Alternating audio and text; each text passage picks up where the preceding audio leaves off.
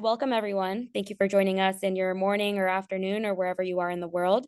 Today, our focus is going to be about California and how it is a lawsuit hotspot, what every business needs to know about website accessibility. We're going to learn about the different regulations that affect businesses that are working in or with California, how courts are interpreting and enforcing compliance in the state, what's at stake if your business is not accessible online, and the benefits of it, because there are a lot of benefits that we're going to talk about today. So, with that being said, I'm excited to get started. So this is our agenda for the day. We'll cover what is web accessibility and make sure that everyone is on the same page. I know that we have a lot of people who are interested in this and also a few customers who have come to enhance their knowledge. So we're here to answer your questions as well. Feel free to use that function. We'll talk about the regulations and the legal landscape in California. Then we'll touch on the WCAG, what is the Web Content Accessibility Guidelines, essentially the rule book for making your website accessible and reaching compliance. We'll touch on the benefits as well. And finally, we'll go through a demo so you really get a sense of how our technology is working for your business. For today's meeting, my name is Sapir Yarden. I'm part of the marketing team here at Accessibility. And just anecdotally, I'll share that I have started at the company about 4 years ago in our sales department. So I actually had a lot of conversations with different businesses who had different needs coming into the compliance space, trying to understand what web accessibility is and what it means for them. So this is it's a place that's close to my heart, and I'm excited to share more knowledge with you about that today. But before we do that, I'm excited to share my friend Kelly, who I actually met last month at a disability advocacy event in Washington, D.C. So Kelly, I'll let you introduce yourself. Oh, you're on mute. Thanks for that. Thank you. And hello, everyone. My name is Kelly Simino. I'm an attorney based in Washington, D.C., and I do a lot in the space of disability rights and disability advocacy. And this issue is particularly important for me as a person who lives with a significant disability. When I was 16 years old, I was a passenger with a defective seatbelt that then caused me to become paralyzed in a second. I sustained a spinal cord injury and have been wheeling around life since then. And so that ultimately led me to go to finish high school and then college, go to law school, and then open up my law firm, which now helps provide representation for people after spinal cord injuries, as well as help people navigate what disability rights looks like and have a better understanding of the laws. So I'm happy to be here today with you all.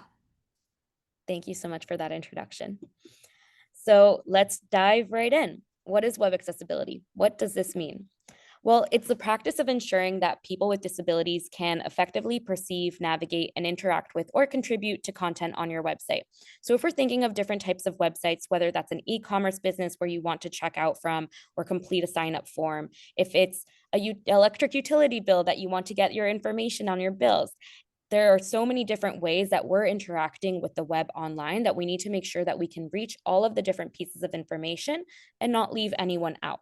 So that is, in short, just the element of web accessibility. And it says here people with disabilities, but it really means making it accessible for everyone. And we'll talk a little bit about that as well.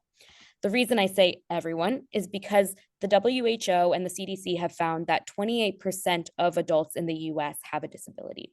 And that can be anything from a temporary disability to low vision, and older age, or as Kelly mentioned, also spinal cord injuries, cognitive disabilities, and the list goes on and on. Disability can meet every person at any point in their life.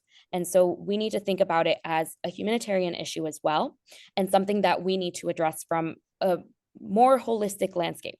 So 28% of adults in the US and 16% of the global population are living with a disability. What does that mean for your business? Well, it means that you can tap into a wider market.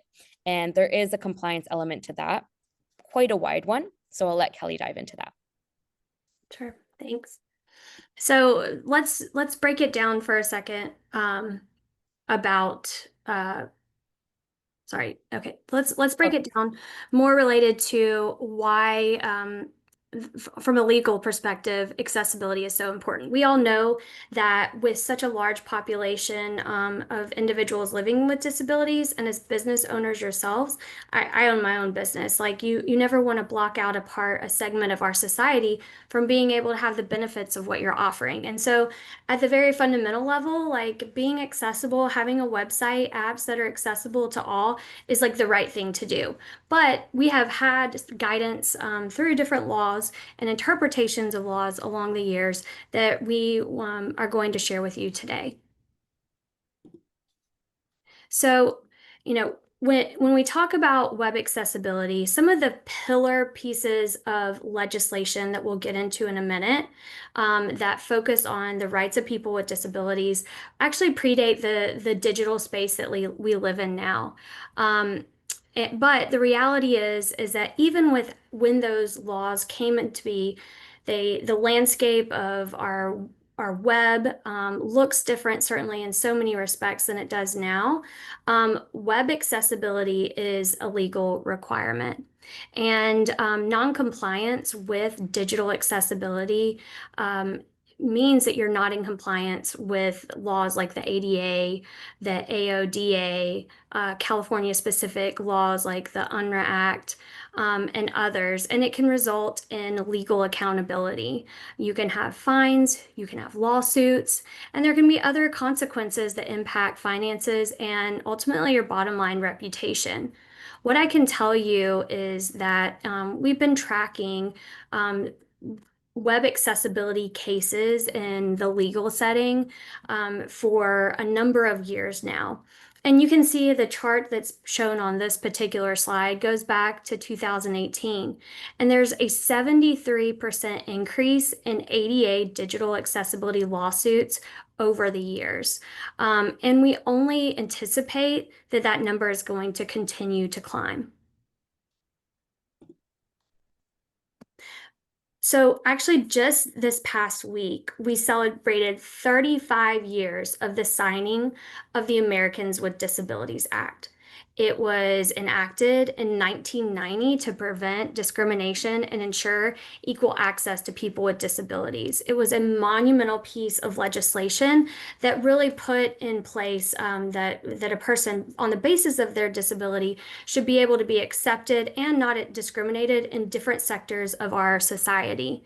A lot of times we think about what is under the umbrella of the ADA Title III. Title III is places of public accommodation. And the Title III prohibits discrimination on the basis of disability in places of public accommodation. For example, I'm a wheelchair user. And so if someone has a brick and mortar shop and there is a set of stairs that is the only access point into that building, then I would have to think about whether I may have whether there is compliance under Title III because it's a place of public accommodation. And so, most public-facing businesses, the places that you're going to on a daily basis to get your coffee or to go grocery shopping, that's what we consider in many respects under Title III. But what was not anticipated at the time, but has now been interpreted through the Department of Justice in various cases, is that Title III, in particular, under the ADA, includes websites and digital services. And that really changes the landscape on what we all should be looking at when we think of accessibility, because we all certainly have that web and digital presence these days. So, the question becomes and has been for many years, like, does the ADA apply to websites? And the short answer to that is yes. While we know that the ADA did not specifically mention web accessibility, in 2022, the US Department of Justice reaffirmed that the ADA applies to all goods, services, and activities offered by public accommodations, and that those include websites. Now, There, we talk about in the in the disability rights space, we talk about like the pillar pieces of legislation that really have guided and directed the rights of people with disabilities throughout the years in the United States. And the Americans with Disabilities Act, I believe, is one that many of us can recognize, we've heard about. Another one that actually predated the ADA, but is a very important one, is called Section 508. Um, Section 508 falls under the Rehabilitation Act. And if your or it becomes important because if your organization receives any federal funding, serves a government agency, or it is a government agency or a government body, your website is legally required to be accessible under Section 508. So if you're this is required for federal contracts and funding. So if you want to work with or sell to the government, then Section 508 compliance is mandatory. And under that umbrella of Section 508, there's a particular form of standards for web accessibility that you have to adhere to. That's called the WCAG, also known as like WCAG, and the level is 2.0 level AA. That's the legal standard. That's kind of the floor of accessibility. Of course, we can always strive to do better, but if you're receiving federal funding, if you're applying for a federal contract, your website has to at least adhere to the guidelines under that 2.0 level AA. Um, and that may mean that you need a VPAT, a completed voluntary product accessibility template. VPAT is also often required to be able to demonstrate that compliance. Not only that you have taken steps and measures to make it compliant, but that you have checked and demonstrated that there is in fact compliance under WCAG. Now, most of you today probably have some connection to California because our webinar was specifically titled to talk about California. And there's a couple of reasons why it was really important to focus on California. And that's because there's a couple of legal protections on the state side. We just talked about two federal pieces of legislation. Section 508 and the ADA apply to any state in the United States. It's federal legislation. But now let's get into what other particular state laws are in place that may cause even bigger exposure if there's not web accessibility. Um, I'm going to talk about the laws, but because there are additional laws on the state level in California that help add in protections for people with disabilities in California, the reality is we've seen a lot of ADA web accessibility lawsuits coming out of California. And to be clear, you don't have to be based in California. That means you're serving customers in the state, and that in itself could be enough to expose you to legal action in California. Now, for example, like we can look in back in last year in 2024. There were three main states that made up the majority, 85% of all ADA web accessibility lawsuits. Those were New York, Florida, and California.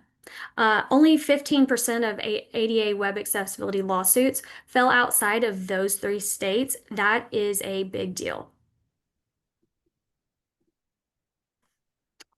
So, California, it ranks number 2 in the nation for ADA related web accessibility lawsuits. And there's a couple of reasons why that's the case. Basically, there's overlapping federal and state laws that make accessibility compliance more critical, meaning if you don't operate your website in an accessible way, there may be more damages that can be collected in California, and I'll get into that a little bit more. California takes disability rights fairly, puts it at a high level, which is really a good thing. It's a great thing, in fact. But California courts actively apply the ADA, the UNRRA Civil Rights Act, which is a California specific Civil Rights Act, and other regulations to the digital experience. And because of that, I mean, there have been a number of lawsuits filed in California for businesses that actually are operating outside of the state, but are serving customers that are in California. Um, Now, the bottom line as a business owner is oftentimes risk assessment, and this creates a bigger risk for business operators. Non-compliance risk are costly because they can involve legal actions, which I can tell you as a lawyer are no inexpensive endeavor to go through, or ultimately like mitigate like your inaccessible site at the end of the day. But it also causes that reputational damage and financial penalties, and no business needs to go through that when there's solutions available that really help make sure that everyone has access to your website. Let's go through the key California laws that impact web accessibility. Really, when we think about state laws that protect people with disabilities, like California is really at the top of the list. I operate a law firm in the District of Columbia. We also have a very strong the DC Human Rights Act, but the UNRRA Civil Rights Act is the strongest state civil rights law that exist in this country to protect people with disabilities. And it comes down to one thing, the ADA. If there is a legal claim made under the ADA, really what it's trying to do is correct the problem. Um, Under the UNRRA, California law incorporates the ADA and but it also allows people to sue for monetary damages, and it can be at $4,000 per violation. And that in the digital space, I can only imagine can add up very, very quickly. Um, Kind of put it in a different context, if I were to, as a wheelchair user, go to a brick and mortar store and I had no physical access, that would be a violation. That would be a $4,000 penalty. If you're talking about a number of people trying to access a site and they're unable to because it is not in compliance under WCAG, under WCAG 2.0 level AA, then you could have that exposure point again and again and again and again. So the UNRRA is a very strong and important civil rights state piece of law, and that's predominantly because of the financial penalties that it provides under it. There are some other parts of laws in California that should also be mentioned. And the AB 434, that requires California state agencies to make their websites at the WCAG 2.0 AA and post an accessibility certification. So not totally unsimilar to Section 508, but an additional layer of protection in California. The CCPA, the CPRA, that's California's consumer protection laws, and they are some of the best in the country. But California's privacy law mandates that privacy notices, opt-outs, and user controls be accessible for all users, and that's very important. And finally, there's a pending piece of legislation that will be tracked, but ultimately the AB 1757, it's proposed legislation that will require all websites and apps offering goods and services in California to actually bump up and comply with WCAG 2.1 AA, and it would allow a private right of action to be brought, meaning an individual could sue the business when there was not that level of compliance. So a lot to digest here, but ultimately, it's California has a lot of protections in place, but at the same time, there's a lot of ways to get ahead of this so that really none of these issues ever have to become what you're thinking, eating, and breathing, because you can in advance make sure your website's accessible. Absolutely. Let's see. I don't know if there's anything. The Under Civil Rights Act, it's the most powerful tool for web accessibility enforcement. We've kind of covered that. I guess other part to add to that um, is that if it's found that there is a violation of the ADA, if it's in California, it also means there's a violation under Civil Rights Act. So that those are dual tracking that allows that $4,000 per violation, and also the emotional distress damages. It just kind of escalates that financial risk. Kelly, I don't think that we shared this at the beginning of the webinar, but for the audience here to know today that only between 3 and 4% of the internet is accessible at this point in time. When we look at the violations that are happening online, they are so vast and they touch a lot of different areas of a website.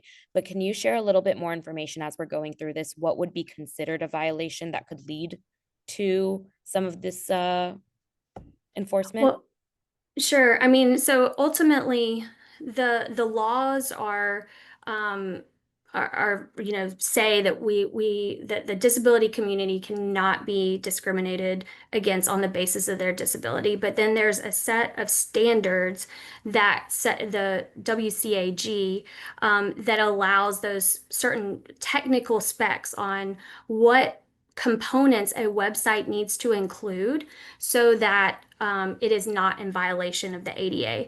And I think you'll be doing a demo later, and I personally always find it super interesting to watch to go through the little toggles, incorporating different like a screen reader being able to navigate for a keyboard only being able to navigate a website. And then adding in different things like if you have ADHD, being able to turn off certain filters so that you can narrow in and really be more focused in what you're looking at.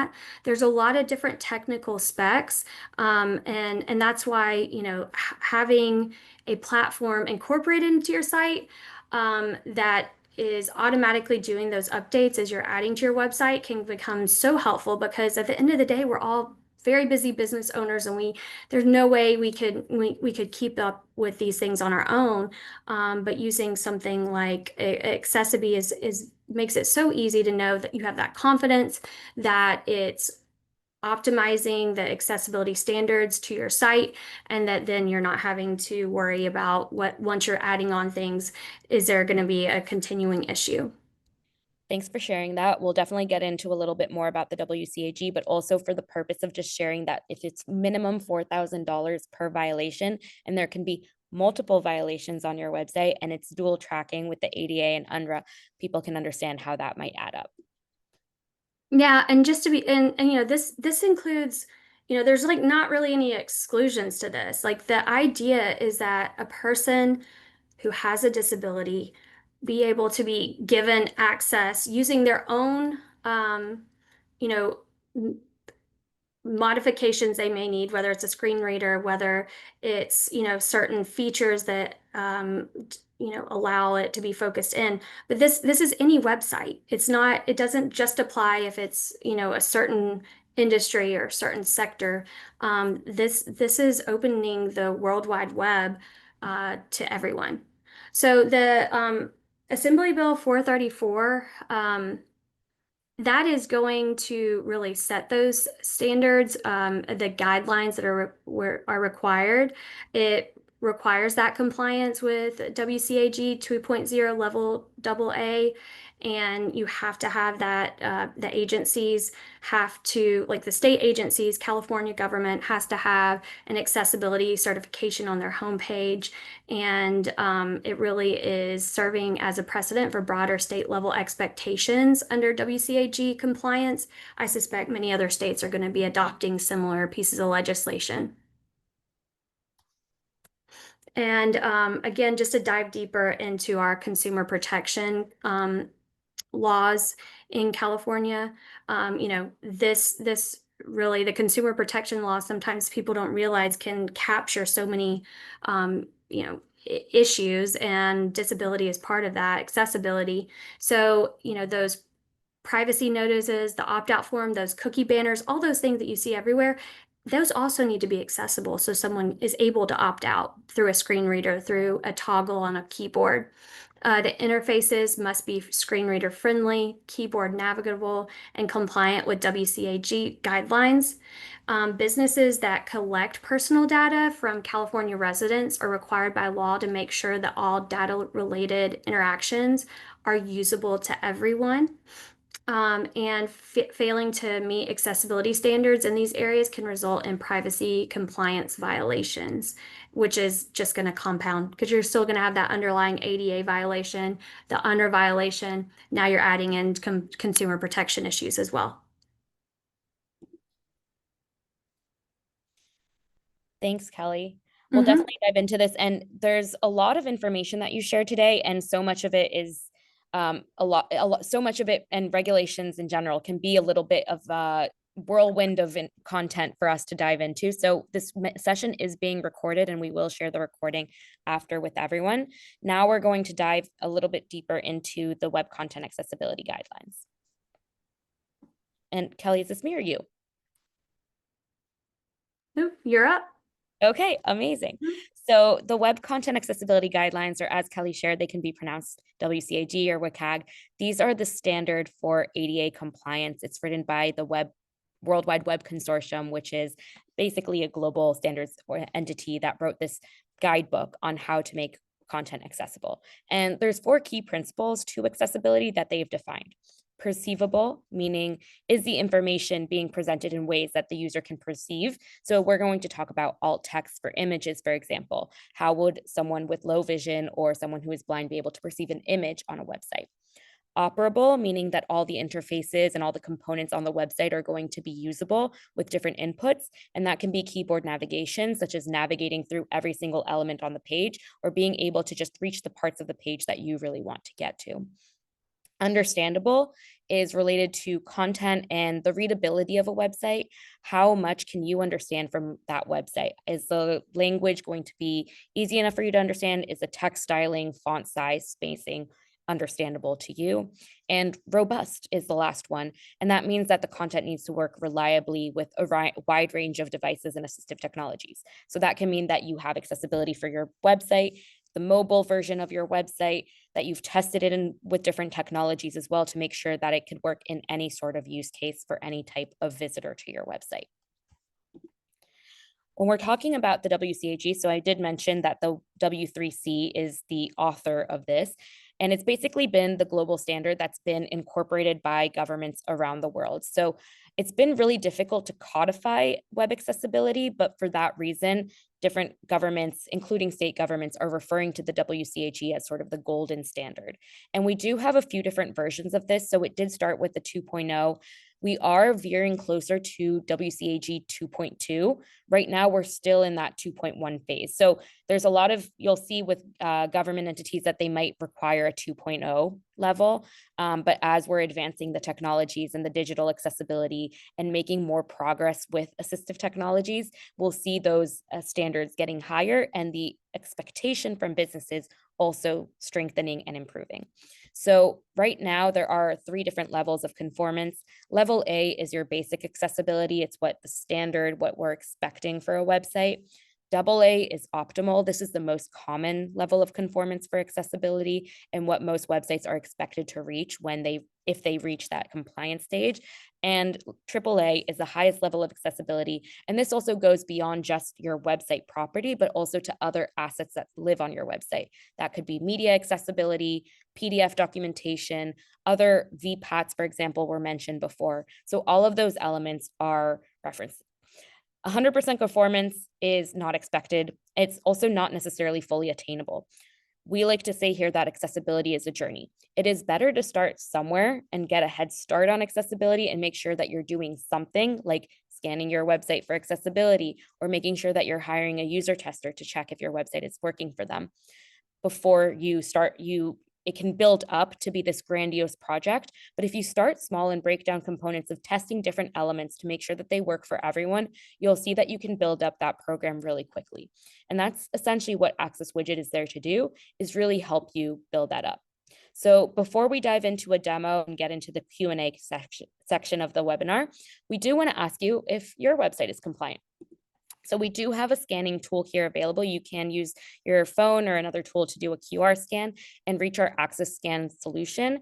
This will basically give you an overview of where your website stands on the compliance scale, what are the areas for improvement. It will also give you an understanding related to the WCH standard that it aligns to and what sort of disability might be affected by it being compliant or non-compliant.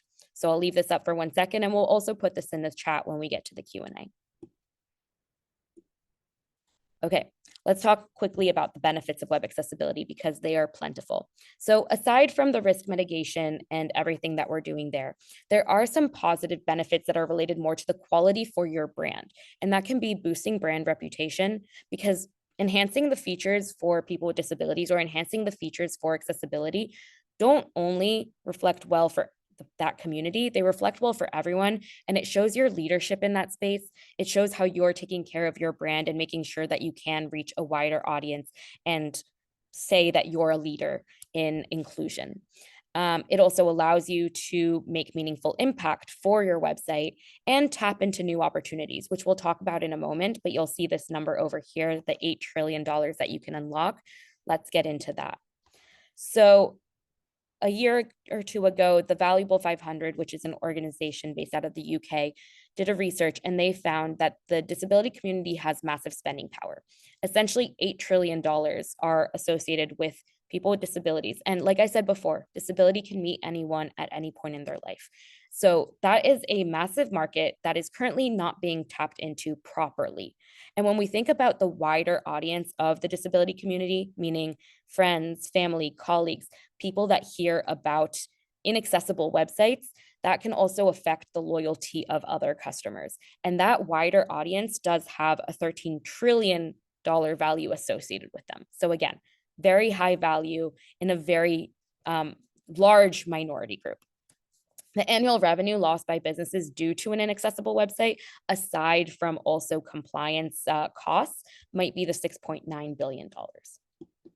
So when we talk about accessibility and the usability and readability and understandability of a website and how much more effective it is, we've also done research and found that 71% of customers with disabilities will leave a website if it is not accessible to them. That means that your bounce rate is going up if you don't have an accessible website. Also, having that additional alt text, proper headings, a structured website that has readable content on it will keep people on that website longer, improving all of the other side of the conversion rate and making sure that people are using your website as much as possible. And 50% of customers with disabilities will abandon or not complete a purchase due to accessibility issues. So I mentioned before, there have been experiences that I've seen where someone is trying to navigate to the checkout and unable to click that button to reach the checkout. So those are just some of the elements that you can consider when thinking about conversions, sales, profits that you could get from having a more accessible website. So as said, an accessible website is a better performing website. We do see that it also has an increase in organic traffic. We have seen with the rise of AI and searchability, this is also going to play a massive role, that websites that are accessible and are structured properly and have better accessibility features in them are going to appear higher in search results, as well as get more organic growth, traffic growth, which has increased, as seen by studies done with SEMrush. So, like I said before, web accessibility doesn't have to be overwhelming. We're here to simplify it, but getting started just today with doing that scan, coming to this webinar, learning more and enhancing your knowledge about the space is already doing a lot. And we're really here to help you understand the space and get a little bit more into it. So if you have more questions after we get through the demo and Q&A, definitely feel free to contact our sales team. Feel free to share your content or your questions in the Q&A, and we'll try to get to as much of them as possible. Okay. So let's dive into Access Widget. This is basically our flagship product that we have started with. And today we have more solutions at Accessibility. We also offer for businesses of different sizes. But to get started, Access Widget really is here to help you understand how to navigate a website. So how does it work? First, it will use that same engine that we shared before to scan a website. Once the code or the widget is installed on that website, it will use AI to scan all of the different elements and detect those accessibility issues. Next, it will fix those issues automatically, remediating them. And websites pretty much are dynamically living and breathing web pages. So you might be updating it on a regular basis. You might be changing structures. You might be A/B testing.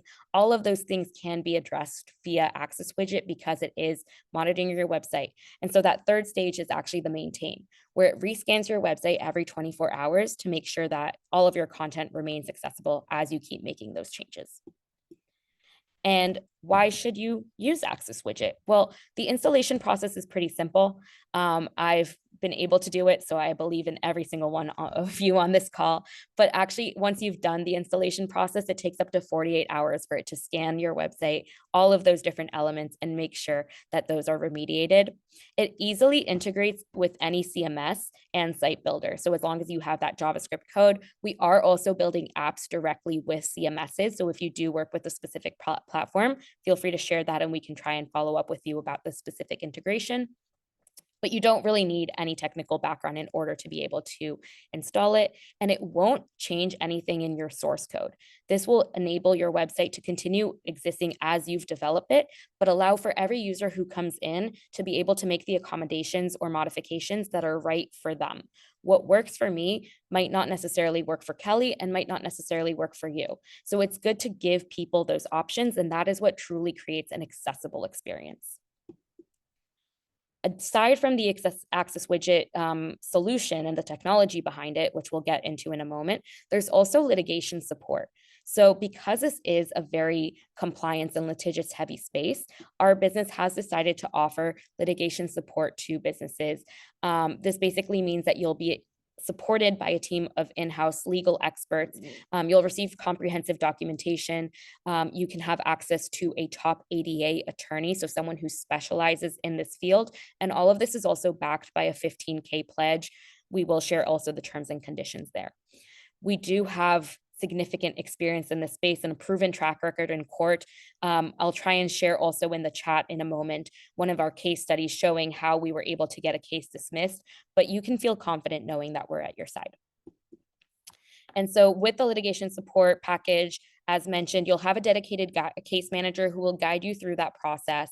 You'll get expert inspection of your website to analyze all of the accessibility claims that might have been made against it, but also tailored responses to those claims.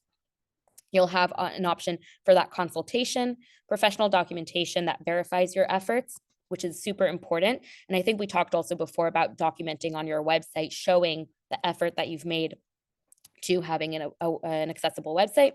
We also now offer multi-verification testing of your website. So we'll use different tools, we'll test it from different perspectives, and of course, that 15K pledge. So we'll get into the questions in a moment, but while I set up for the demo, bear with me one moment.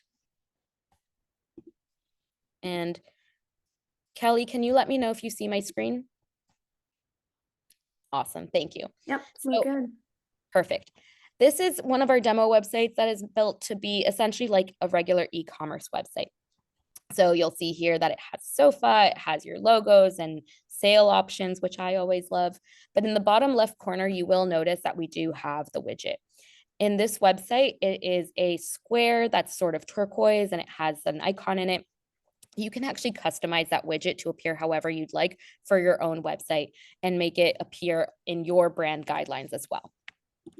Once I've clicked on that widget, I do have options for multiple languages, and at the top and center, we do have an accessibility statement. This actually describes exactly how your solution works in adherence with WCAG 2.1 at the AA level, and will give you more context into all of the different features that appear within the solution. Because we want to make sure that everyone can come in and identify the use case that might work for them, we've already bundled several different profiles at the top of the page. So you'll notice that we have a GIF and a slider here. When I turn on the seizure safe profile, that generally helps people who are prone to seizures, but also people with epilepsy, that will stop any motion on the page and also have a dimmed color to make it a safer viewing experience for everyone. The vision impaired profile will enhance the visual elements of the website. So as I turn it off and back on again, you'll notice that the font has been enlarged, the colors are saturated, the font is slightly more readable, and that's definitely helpful for anyone with degrading eyesight, low vision, or any sort of blindness. For ADHD, this is actually my favorite profile. You'll be able to focus on specific elements. And the reason I like this is because if you're on a text heavy website and you're able to focus in on the elements that you need, this will be a lifesaver. And I have another trick for you in a moment, which we'll get to that my colleague uses, but we'll get to that momentarily. The cognitive disability profile will highlight the different links and titles on the page. So those are additional focus for the user. And then we have these two profiles here, which I'll get into in a moment. And those are the keyboard navigation and the screen reader optimization. But I did mention that there are a lot more features. So I can play around with scaling content, changing to a more readable font. I can have high contrast, dark contrast. Monochrome is something that I love. If I have specific preferences for text, title, or background colors, I can make those adjustments.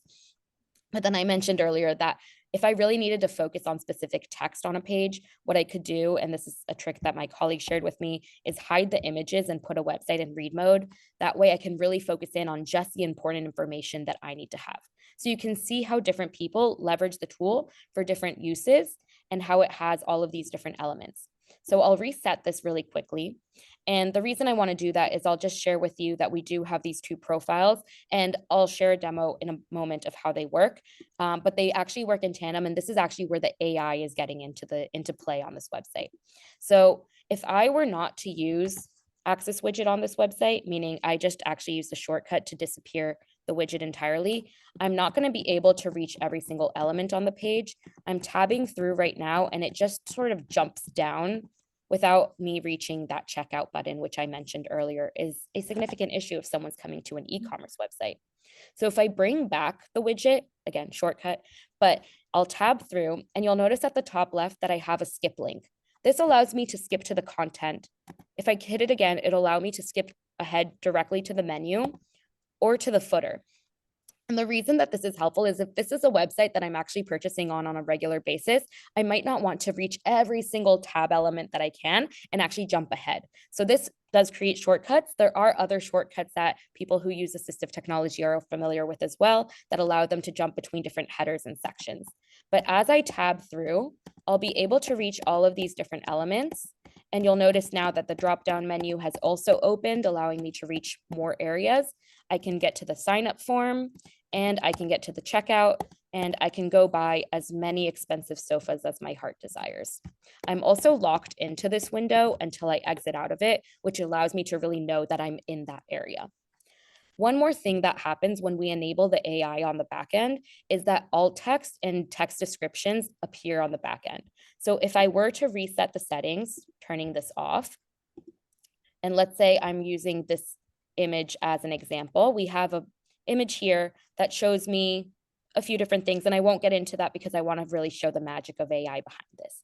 But I'm going to inspect this image and show you that on the back end, it's actually saved as flowervase.png.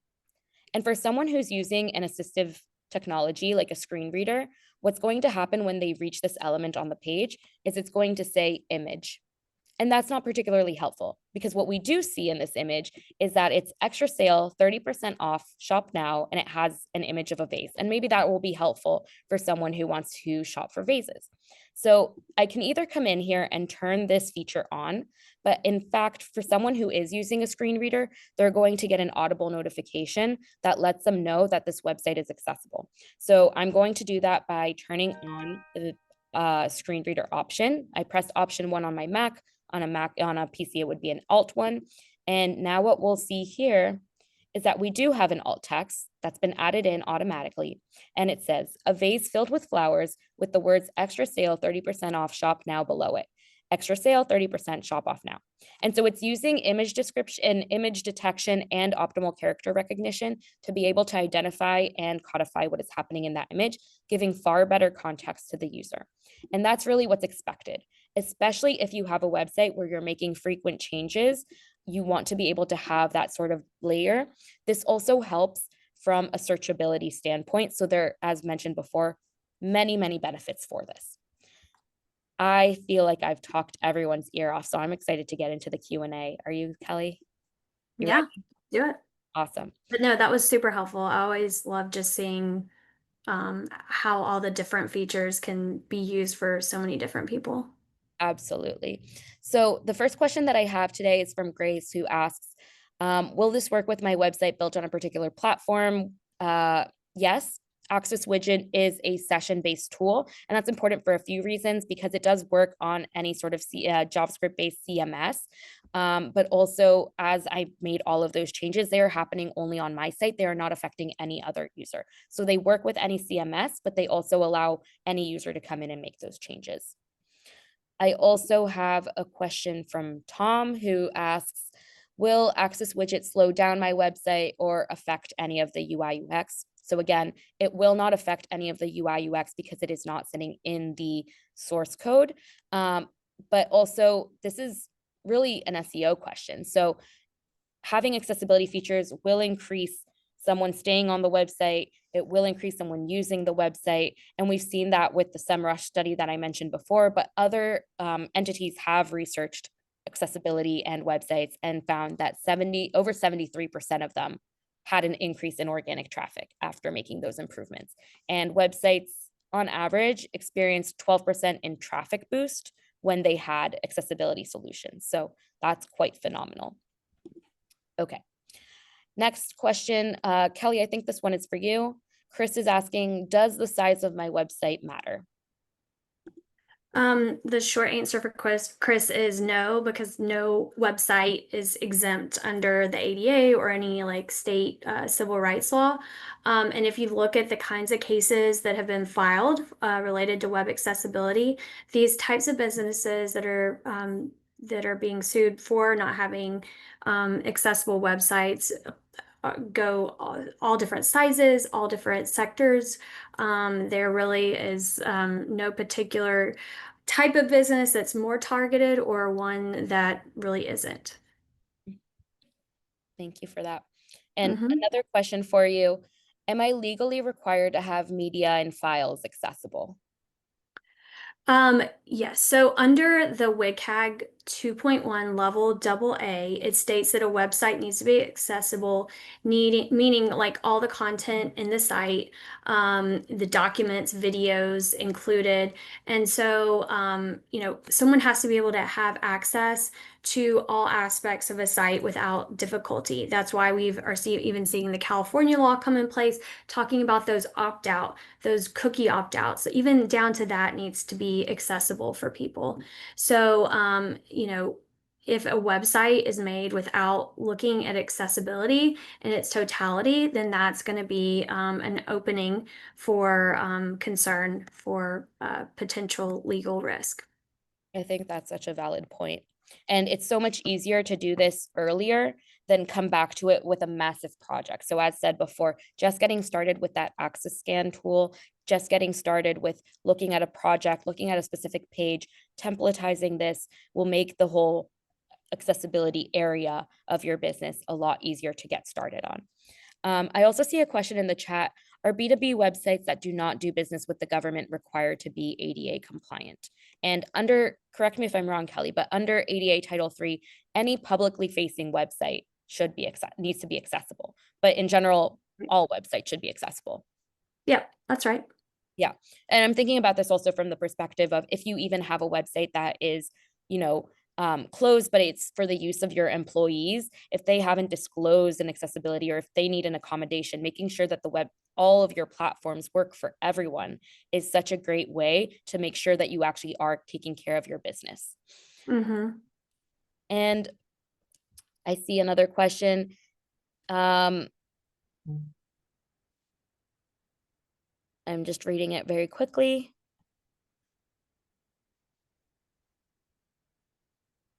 Apologies. There's a lot of questions. I'm trying to get to all of them. Yeah. So I see also, how does WCAG 2.2 fit in? And I can touch on this briefly.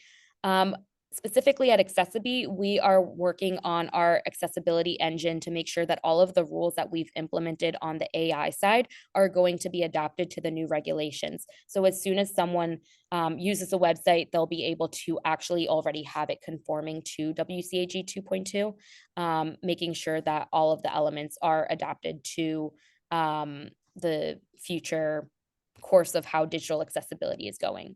And the difference between these WCAG 2.0 and 2.1 is that they've become more robust. But Kelly, do you have any additional information on that that you might be able to share? No, I think that, as we talked about earlier, the WCAG and the different levels 2.0, 2.1, that's all the floor. That's like the very bottom. That's not, there's higher levels that can be achieved. And certainly, each person should, in evaluating your website, not just look to like what that floor is, but more so like practically, how can more people have access to your site? Yes. I'll summarize quickly also that there is a question here about spending limits for small businesses if they're less than 15 employees. In fact, there is an ADA tax credit that I do recommend looking into. You can find more information on Accessity's website. And another question here about, does the website in California have to sell to sell a good to be subject to the access requirement? And I believe is, again, the federal regulation is that any publicly facing website needs to be accessible. Kelly, do you want to add anything to that before we close off for today? No, I mean, because what we're going to ultimately see is perhaps a more defined federal legislation down the road. But for now, what we know is the Department of Justice has said that websites are applicable under Title III of the ADA, and it doesn't really do those carve outs. And so it's good with the knowledge we have, the precedents that have been set so far, that everyone make sure that accessibility is included in their sites. Thank you so much. That was so helpful. And thank you to everyone who was on this webinar today. I think it was educational. I learned a lot. I hope you did too.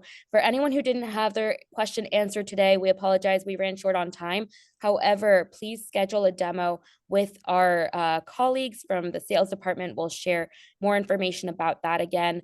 We'll follow up also with the recording so you have access to all of this great information. And we're excited to be in touch in the future. Thank you so much.